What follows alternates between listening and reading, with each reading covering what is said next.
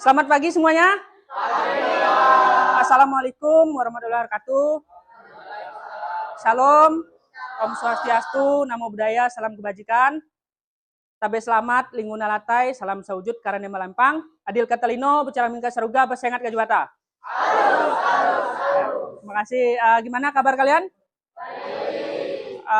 Sudah lama ya kita tidak ketemu karena kemarin saya ngajar di kelas lain dan hari ini kita ketemu lagi.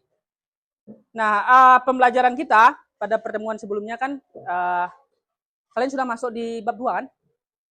Nah, bab 2. Coba kalian boleh buka bukunya bab 2.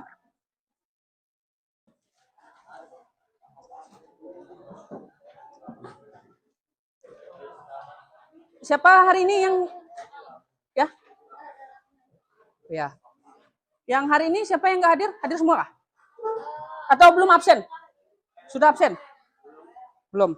Ya, kalau gitu saya absen dulu ya.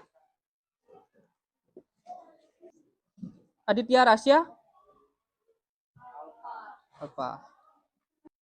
Ahmad Raihan. Carolus. Chelsea. Yang mana? Oh ya. Dinda. Sebelum kita belajar, satu orang pimpin doa. Danang pimpin doa, Danang. Boleh maju.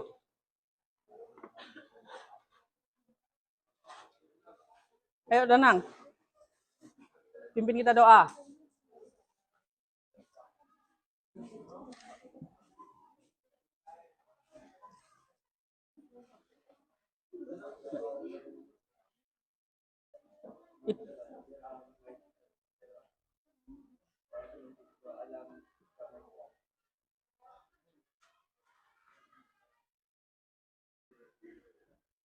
Amin.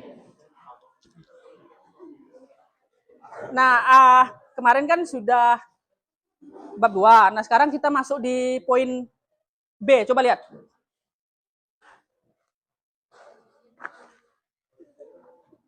Poin A-nya kan sudah kan?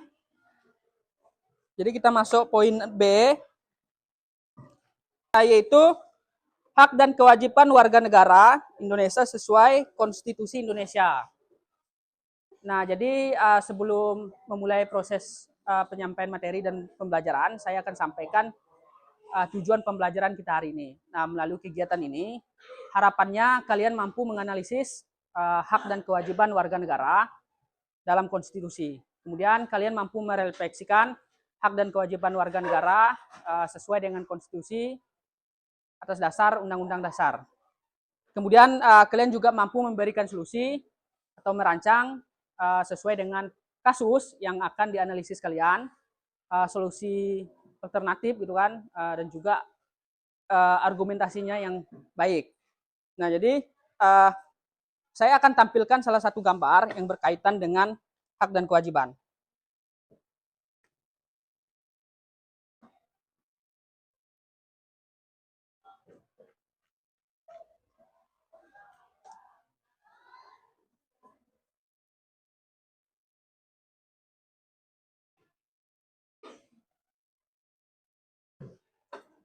Kalian tahu ini gambar apa kira-kira?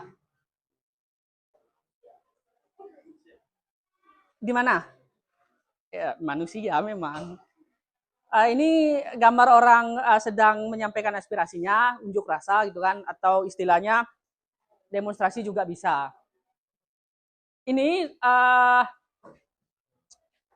Bapak Effendi Buhing, mungkin kalian udah tahu kan, yang kemarin tahun 2021 atau 2022, beliau ditangkap oleh aparat kepolisian karena tuduhan kriminal mencuri alat berat ataupun alat yang digunakan perusahaan PT Sawit yang ada di Lemandau. Itu di Laman Kinipan. Nah, beliau adalah Bapak Effendi Buhing, waktu itu ditangkap. Nah, itu salah satu bentuk contoh dari hak dan kewajiban. Mengapa keterkaitannya? Itu adalah masyarakat Laman Kinipan berhak menjaga hutan adatnya dalam bentuk ini demonstrasi, karena memang saat itu hutan adat Laman Kinipan itu digusur secara besar-besaran oleh PT Sawit. Saya lupa nama perusahaan sawitnya, itu ada di Kabupaten Lamandau.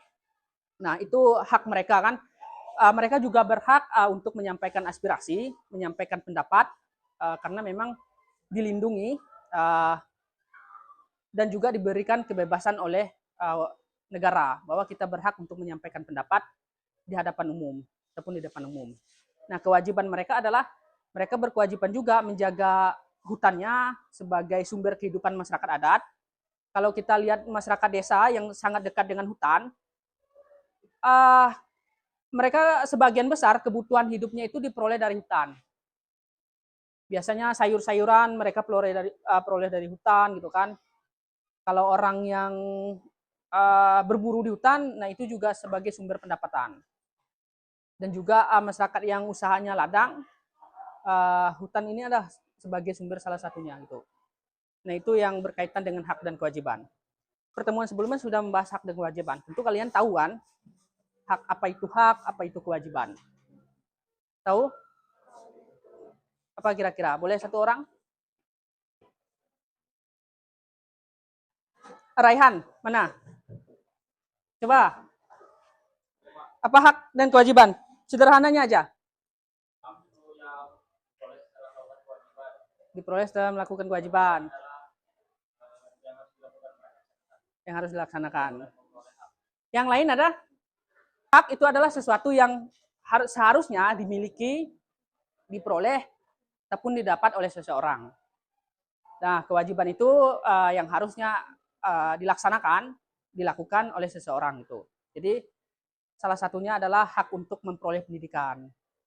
Kalau di lingkungan sekolah kan, kewajibannya apa? Kita wajib mentaati peraturan sekolah, masuk tepat waktu, gitu kan? Seandainya jam 6.30 jadwalnya masuk, ya kewajiban kita adalah masuk sesuai jamnya. Nah, silakan lihat materinya, hak dan kewajiban warga negara sesuai konstitusi. Nah, bahwa warga negara, khususnya kita, masyarakat, memiliki hak dan kewajiban yang sama di hadapan konstitusi. Jadi tidak ada perbedaan, setiap orang itu sama di depan hukum, setiap orang itu diperlakukan sama di hadapan hukum. Jadi selagi kita sebagai warga negara, hak dan kewajiban kita sama, kecuali hak dan kewajiban kita dicabut. Hak dan kewajiban itu kan bisa dicabut kalau kita pernah melakukan permasalahan gitu kan. Contohnya salah satu hak kita kan kita berhak untuk memilih dan dipilih seandainya. Kita berhak untuk memilih pemimpin kita berhak juga untuk mencalonkan diri sebagai pemimpin.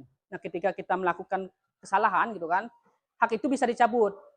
Kita bisa jadi tidak memiliki hak kita untuk dipilih gitu. Jadi dalam proses pencalonan seandainya kan dalam politik itu, jadi kita bisa dicabut, kita tidak dapat mencalonkan diri. Nah, tapi mungkin tentu saja barangkali kewajiban kita dicabut atau enggak kan belum tahu. Nah, yang pertama itu ada hak warga negara yang berkaitan dengan hak asasi manusia diatur dalam pasal 28A sampai 28J. Nah, yang pertama itu kan pasal 28 itu setiap orang berhak untuk hidup serta berhak untuk mempertahankan hidupnya. Dulu saya pernah sampaikan bahwa salah satu kutipan dari Prof. Edi itu kan dia bilang hanya Tuhan gitu kan yang bisa mencabut nyawa orang. Tidak ada satupun ajaran agama yang boleh mencabut nyawa orang. Nah, itu salah satu bentuknya.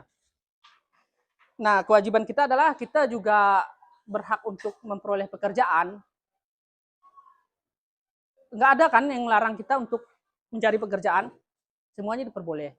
Nah, jadi dalam untuk mempertahankan hidup kita, prosesnya, kita kan memerlukan pekerjaan. Nggak mungkin kita hidup dengan bermodalkan napas, bermodalkan tubuh kita hidup dalam negara ini kan perlu yang namanya ekonomi, uang. Kenyataannya memang begitu. Tidak mampu kita hidup tanpa realistisnya begitu. Tidak bisa orang hidup tanpa uang gitu. Coba boleh kalian baca hak dan kewajiban yang diatur hak asasi manusia. Di situ kan banyak. Saya cuma menyampaikan sekilas. Kemudian kita ada yang bagian B, hak dan kewajiban warga negara berkaitan dengan kebudayaan. Nah, di sini yang mau kita mau kita angkat karena kita belajar yang berkaitan dengan latar belakang. Itu dengan latar belakang kita, kebudayaan. Nah, di situ dikatakan negara memajukan kebudayaan nasional Indonesia di tengah peradaban dunia dengan menjamin kebebasan masyarakat dalam memelihara dan mengembangkan nilai-nilai budayanya. Kita kan ini dari berbagai latar belakang, ada yang dari Dayak, ada yang Jawa juga kan, ada juga yang Banjar. Nah, kita berhak untuk menjaga dan melestarikan kebudayaan kita. Kalau di masyarakat Dayak itu kan setiap kegiatan ada tarian-tarian. Nah, itu salah satu bentuk dari pelestarian kebudayaan. Nah, ada yang mau kalian tanyakan? Nggak ada? Serius nggak ada? Raihan tidur kah? Coba bangunkan. Cuci muka dulu, Raihan. Biar nggak ngantuk. Bisa kah? Cuci muka dulu di luar. Masih mampu? Nggak apa-apa, nggak cuci muka. Ya. Nah, sesuai dengan model pembelajaran kita, jadi saya kasih pilihan kalian. Mau kelompoknya pilih sendiri atau saya yang bagi? Pilih sendiri ya. Yakin pilih sendiri? Berarti sebelumnya nggak ada pertanyaan nih? Nggak ada. Kalian sekarang 2 orang kan yang nggak hadir? Jadi coba bagikan. 49 dibagi 8.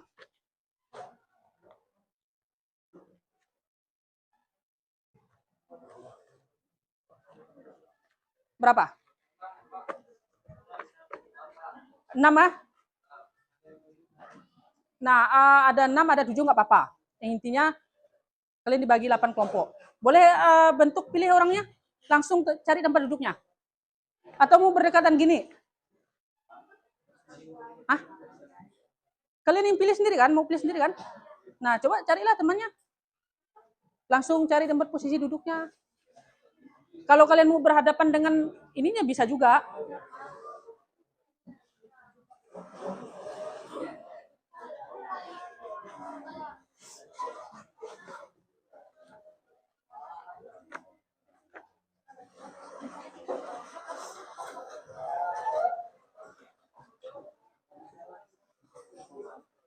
Kalian yang mana kelompoknya?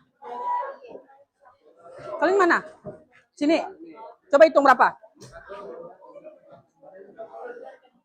6. Ini?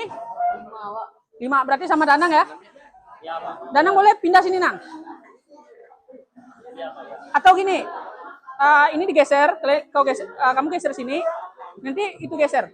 Biar Danang bisa situ.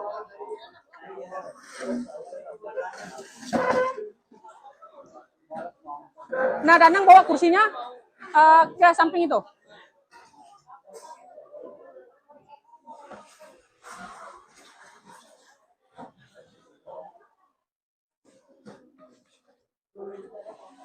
Ini sudah ada? Mana? Ini? Belum? Tadi 2 orang belum? Sini udah? Ini boleh 2 orang? Bisa, bisa. Ini sudah 6. Ini? Kurang 1. Ini bisa situ? Kamu boleh ikut itu? Hah? Oh, sudah ya? Enggak apa-apa, nanti ada 7 pun enggak apa-apa. Kalian sudah? Ini sudah? Kalian berapa? 6. Ini? Oh ya. Yang mana?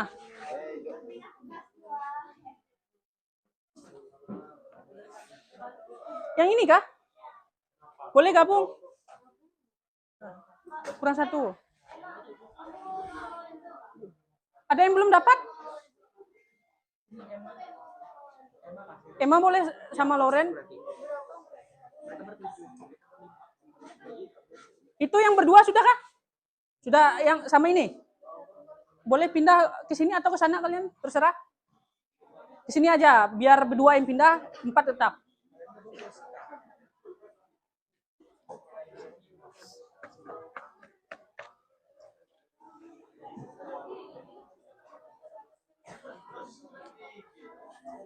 Jadi kelompok 1 dimulai dari sini ya. Kelompok 1, kelompok 2, kemudian kelompok 3, kelompoknya Rehan, kelompok 4, kelompok 5, 6, 7.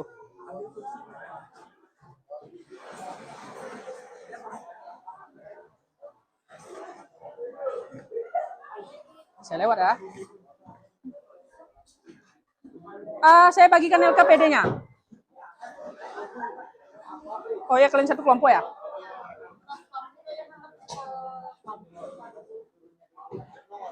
Nih.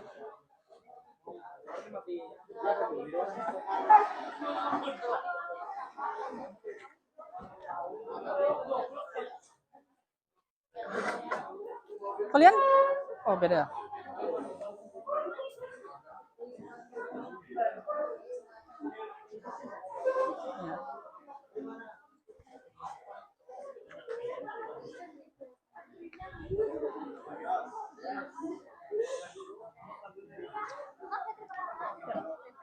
Ini boleh kasih.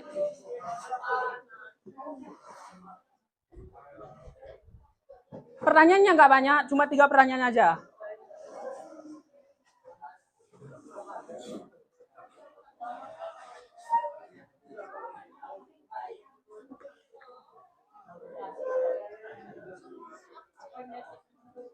Saya ambil aja ini ya.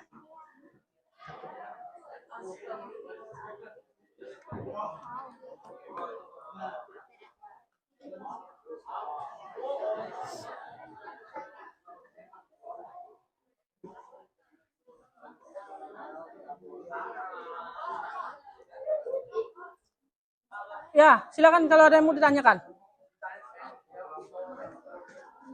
Di bawah soalnya, kalau kira-kira nggak cukup itu kan ada disediakan kertas kosong itu. Bisa juga itu.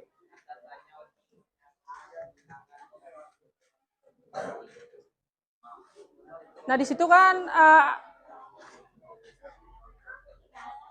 ada yang tentang masyarakat adat Dayak, kemudian ada juga yang Jawa, ada juga yang Banjar.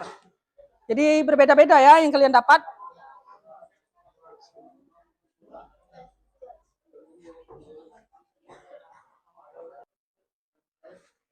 Kalau mau ada yang ditanyakan boleh, tanyakan.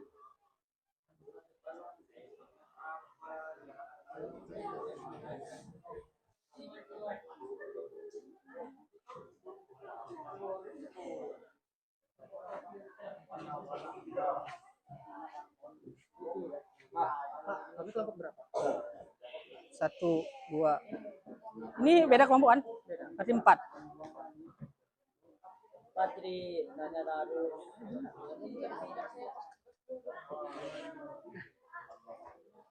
Oh ya. Kelompok kalian kelompok 6. Kelompok 6. Ya. Udah, saya tadi kan ambilnya dari sana satunya. 2-nya sana 3, 4, 5, 6, oh berarti 7. Ini kelompok terakhir kan? Berarti kalian 7.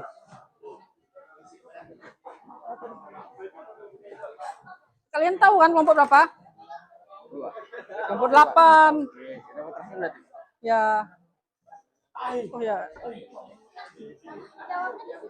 Ya, di situ aja. Kalau nggak cukup ada lembar sebelahnya. Jangan perlu ribut.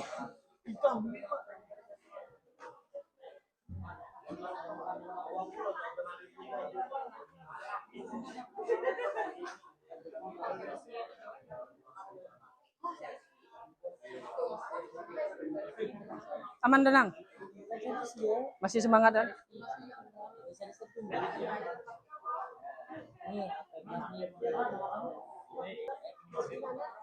Kalian aman kah?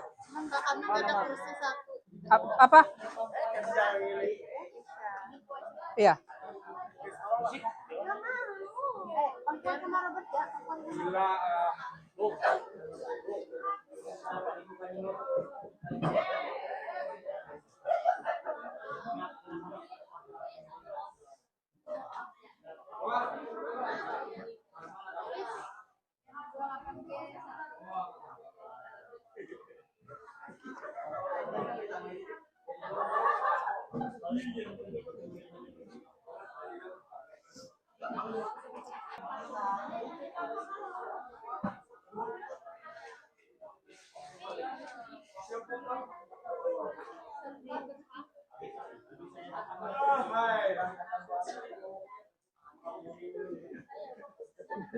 Ribut sekali kalian sini. Sudah selesai. Nomor berapa sudah? Nomor berapa? Saya baca, Pak. Baru baca. Astaga, kerjakanlah. Coba tulis. Siapa orang satu orang tulis. Nah, tulislah. Tulis. Satu orang kasih pendapatnya yang lain.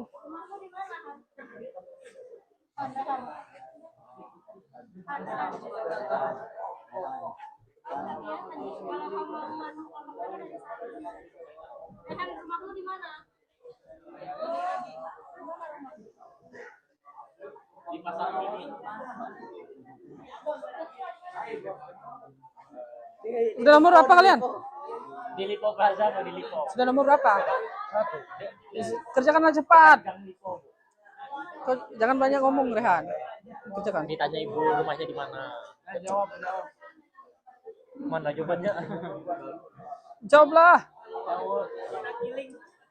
Masa belum satu pun? Udah berapa dah punya kalian? Nomor berapa? Belum ada itu.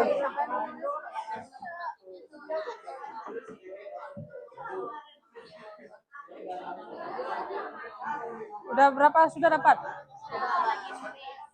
Satu sudah, dua sudah.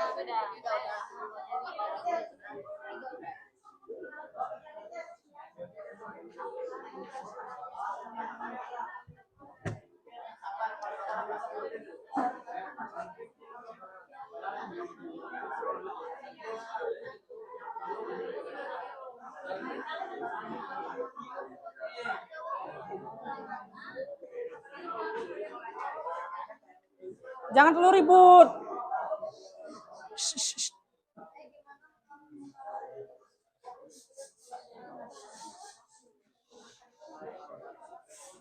Ini kelompok belakang ini ribut sekali.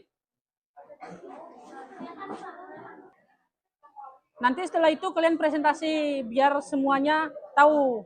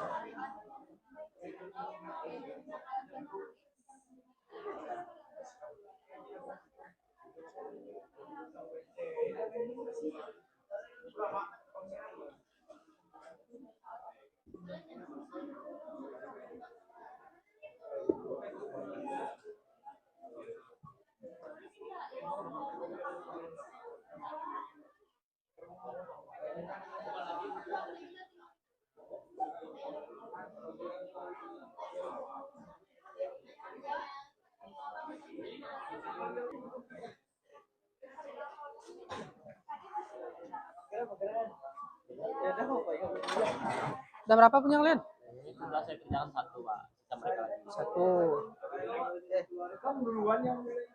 Itu sudah berapa? Oh, mati belum?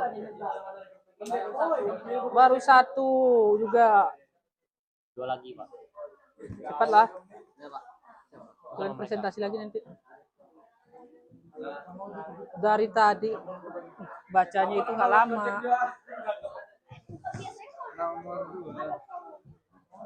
Baru satu juga. Baru satu. Cepatlah. Sibuk anak makan nih, boleh nih Pak. Ya, jangan ribut kalian. Ribut juga.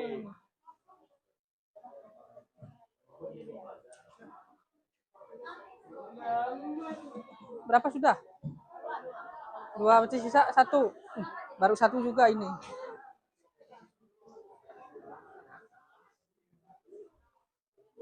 Dua lah ya.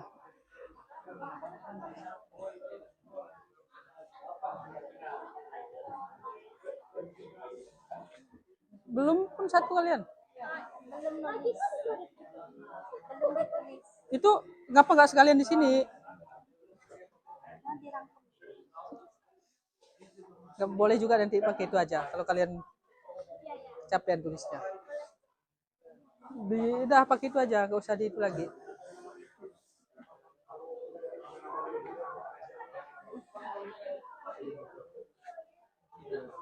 Udah berapa? Baru nomor 2, Pak. Nomor 2. Tidur kali itu. Ngantuk. Cuci muka lah dulu. Bisa? Nggak cuci muka?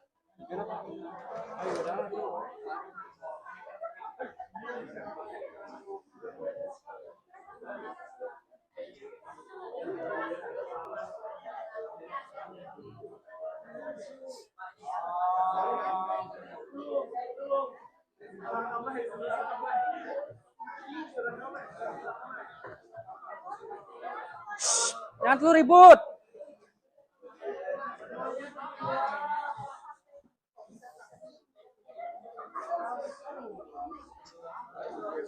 Ya.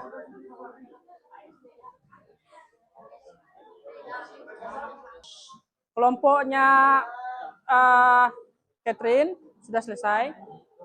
Nah, jadi kalian sambil satu orang untuk tulis, yang lainnya tolong perhatikan temannya presentasi. Boleh kalian duluan, Loren? Semuanya ya, maju aja.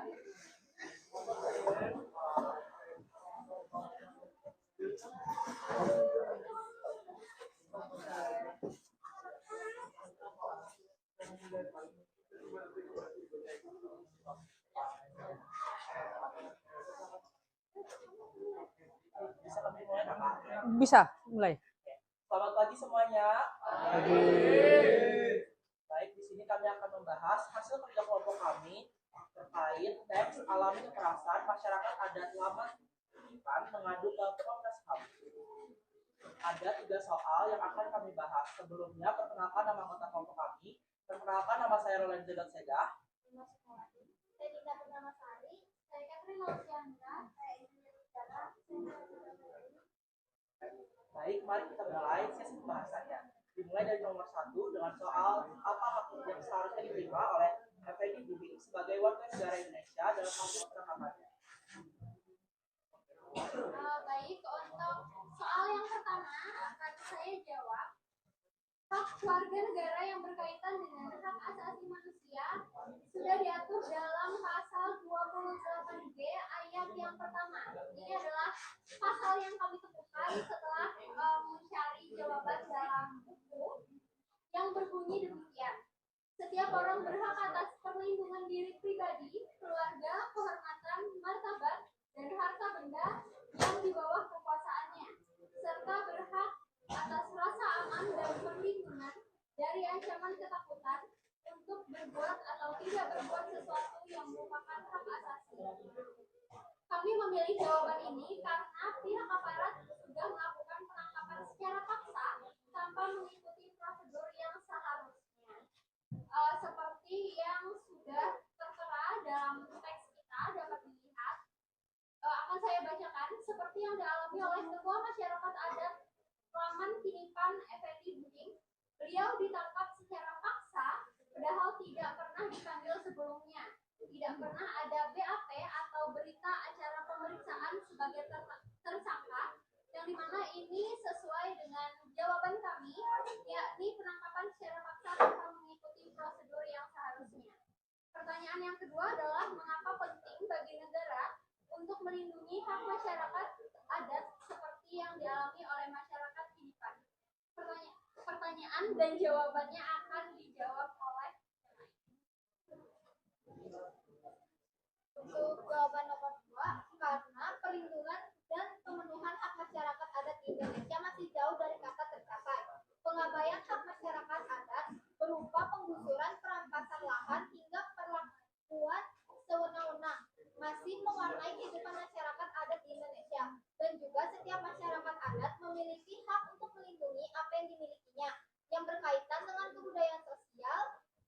dan hal lainnya. Sebab cahaya puncak peradaban bangsa berada dalam kekuatan para generasi penerus bangsa dalam melindungi keharmonisan adat istiadat dan budaya masyarakat Indonesia yang multikultural. Baik, selanjutnya ada nomor 3. Apa dampaknya jika hak masyarakat adat terus-menerus diabaikan oleh pemerintah dan aparat negara? Bisa dijawab? Hak masyarakat adat terus diabaikan oleh pemerintah dan aparat negara, dampaknya akan terus-menerus mengalir sangat dalam, termasuk kerusakan lingkungan, konflik sosial, dan hilangnya budaya serta identitas adat masyarakat. Jika ada tambahan dari anggota yang lain, dipersilakan melengkapi jawaban-jawabannya.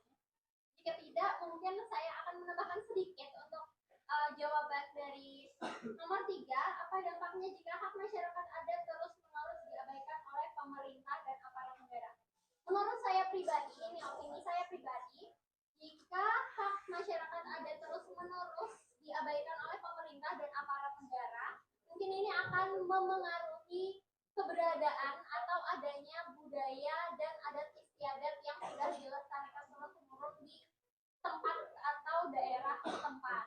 Karena secara tidak langsung, jika terus-menerus diabaikan atau seperti contohnya melakukan penggusuran lahan, lain sebagainya di hutan adat istiadat setempat, itu akan menggusur atau menghilangkan pelestarian adat dan budaya yang selama ini sudah dilakukan oleh masyarakat di daerah tersebut. Jadi budaya itu bisa sekian lama makin menghilang dan tidak dilestarikan lagi. Ada tambahan? Tidak ada. Yuk kasih aplaus buat mereka yuk. Dan begitu presentasinya akan saya tutup. Sekian, terima kasih atas perhatiannya. Selamat pagi.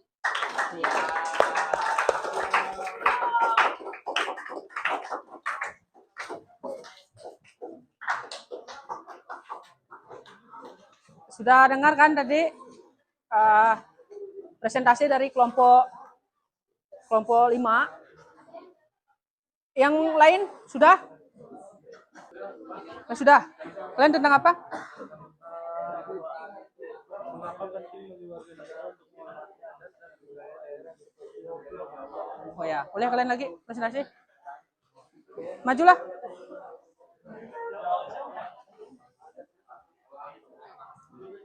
Maju semua. Hah? Maju semua. Yuk, maju.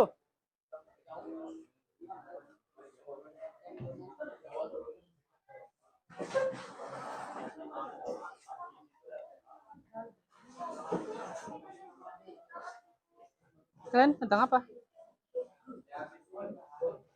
Apa kasusnya? Oh ya, Komnas HAM tadi ya.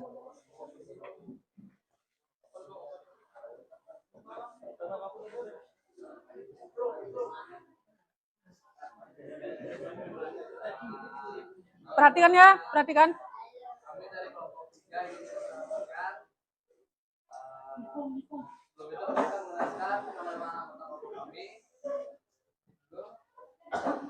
Nama saya Diko Berkian. Saya Diko Masih Pandali. Saya Gilang Gantro Wisat Mono. Dan kami akan membacakan jawaban yang dijawab.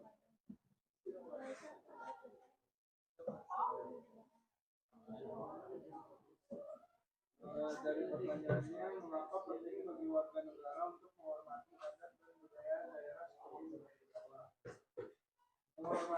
Jawabannya, menghormati adat dan budaya daerah sangat penting bagi warga negara karena dapat memperkuat identitas nasional, meningkatkan toleransi dan pemahaman antar budaya serta melestarikan kekayaan budaya bangsa.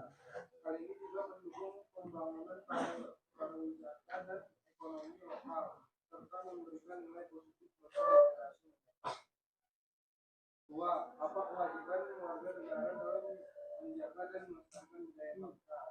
Jawabannya, kewajiban warga negara dalam menjaga dan melestarikan budaya bangsa adalah untuk mencintai, menghargai dan melindungi bangsa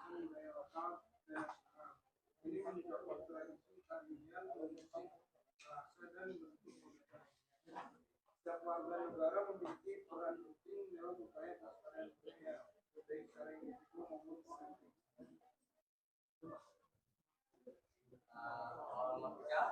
Bagaimana sikap warga negara yang bijak dalam menyikapi perbedaan pandangan terkait budaya dan kebebasan berekspresi? Jawabannya yaitu warga negara yang bijak menyikapi perbedaan pandangan terkait budaya dan kebebasan berekspresi dengan menghormati tetap dengan menghormati hak orang lain seperti pemahaman dan menghindari prasangka. Mereka harus dapat berkomunikasi secara efektif, menyelesaikan konflik dengan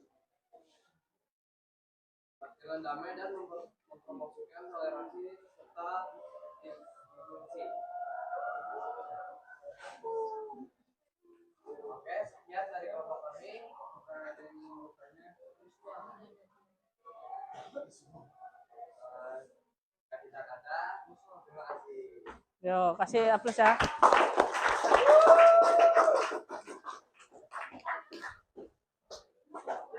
Oh ya, karena waktu kita nggak banyak lagi, jadi mohon maaf ya kalau nanti ada yang nggak presentasi, nggak apa-apa kah?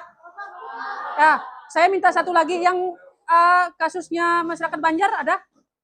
Sudah selesai? Sudah selesai. Ya boleh kalian ya perwakilannya.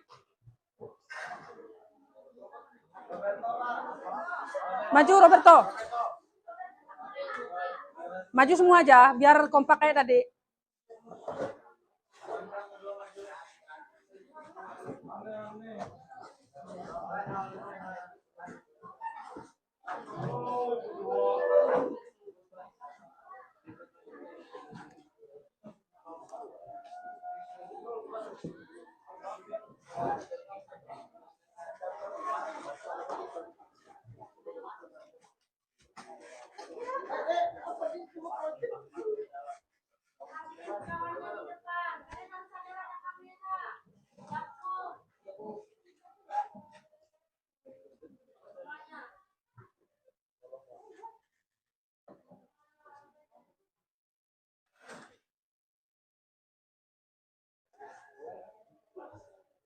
Halo semuanya. Sebelumnya perkenalkan, nama saya Keisha Gabriela. Saya Roberto Nusantino. Jadi kami hadir dan meminta waktu teman-teman untuk mendengarkan pendapat kami tentang soal yang pertama bisa dibacakan oleh Robert. Mengapa mengenalkan dan menghargai budaya daerah seperti pakaian adat merupakan bentuk kewajiban warga negara? Karena mengenalkan dan menghargai budaya adalah bentuk penghargaan identitas dan warisan sebuah bangsa serta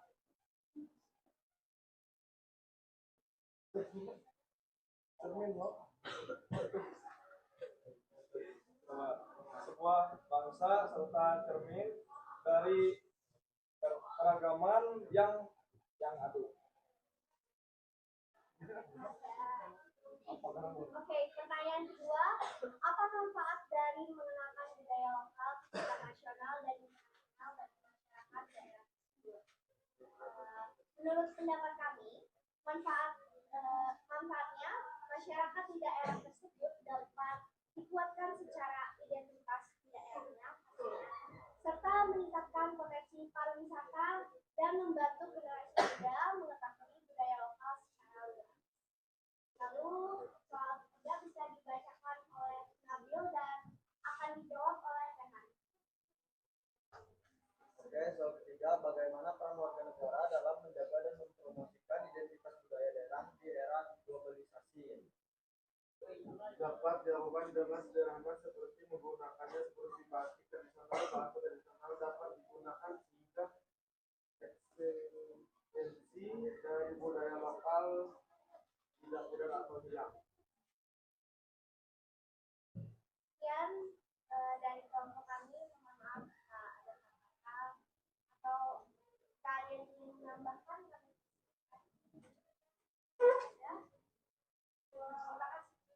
Oke, kasih aplaus ya. Ah, sudah terwakil 3 kasus yang disediakan tadi. Jadi untuk yang lainnya, mohon maaf ya tidak bisa melakukan presentasi. Jadi pembelajaran kita hari ini untuk presentasinya cukup sekian. Nah, boleh saya simpulkan bahwa hak dan kewajiban warga negara itu adalah berjalan beriringan gitu. Jadi sudah diatur secara jelas oleh Undang-Undang Dasar Negara Republik Indonesia tahun 1945. Jadi setiap orang itu memiliki hak dasar seperti hak untuk memperoleh hidup yang layak, hak pendidikan gitu kan, dan juga kewajiban. Jadi setiap warga negara berkewajiban juga mematuhi peraturan yang dibuat oleh pemerintah, yang dibuat oleh negara. Jadi hak dan kewajiban itu harus berjalan seimbang supaya tidak terjadinya ketidakseimbangan nanti bisa menyebabkan bisa juga menyebabkan permasalahan gitu.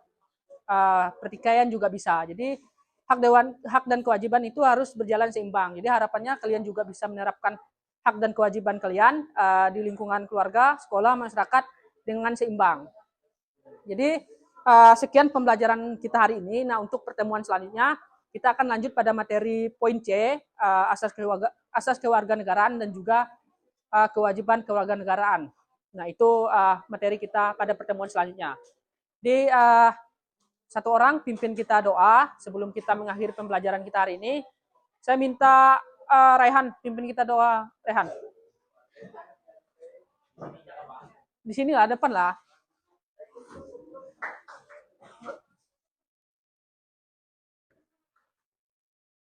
Teman-teman, kita mengakhiri pembelajaran kita berapa menit doa dimulai.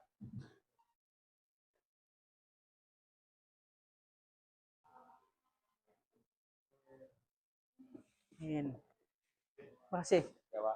Baik, terima kasih semuanya. Selamat pagi ya.